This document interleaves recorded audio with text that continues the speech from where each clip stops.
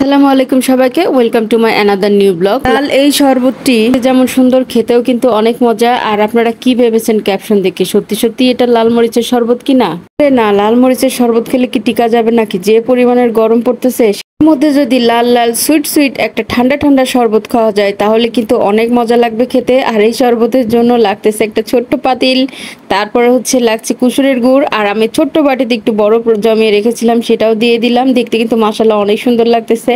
আর যত পানি আছে তত ঢেলে দিবেন। না না, দুষ্টামি করতেছি, যতটুকু আপনার পানি প্রয়োজন ততটুকুই দিয়ে দিবেন। আর এই তো কিউব কিউব করা লেবু ছিল, সেগুলো আমি এখানে দিয়ে দিচ্ছি। আর ক্যাপশনে আমি বলেছিলাম যে লাল মরিচের শরবত, এই কারণে বলেছিলাম। এটা দেখতে কিন্তু মাশাআল্লাহ অনেক সুন্দর, একদম মনে হচ্ছে লাল টুকটুকে কালার। তো তারপরে আমি ভাবলাম যে কিপটামো না করে আর একটু বেশিই দিয়ে দিই, যতটুকু গুড় আছে সবই দিয়ে দিই। কারণ নাশওয়ানের নানু ভাই গত বছর দিয়েছিল গুড়টা, আর কতদিন সর্ব করে রেখে দিব বাবার দেওয়া গুড়, তো সেটা পুরাটাই দিয়ে দিলাম। দিয়ে তারপর বানাবো যাতে আমরাও খেতে পারি আর পাশের ভাবিকেও একটু দিতে পারি। তো এই তো গুড় নেওয়া শেষ। নেওয়ার পরে এগুলো আমি সুন্দর করে আস্তে আস্তে করে কিন্তু নাড়তে হবে, তাই না হলে কিন্তু আবার পানি টানি ছিটে পড়বে। তোমরা যারা গুড়ের শরবত বানাতে জানো না তাদের জন্য এই রেসিপিটি। তো তারপর আমি এগুলো আস্তে আস্তে নাড়তে নাড়তে ভাবলাম না, এগুলো আর চামচ দিয়ে গুঁড়া করা যাবে না, সেই জন্য আমি হাতটাই কাজে লাগিয়ে নিলাম। আর হাতের উপর কোনো কিছু আছে নাকি বলো? হাত দিয়ে যে কাজ করা হয় সেই কাজটা কিন্তু আর বেশি সুন্দর হয়, বেশি ভালো হয়, বেশি ফিনিশিং হয়।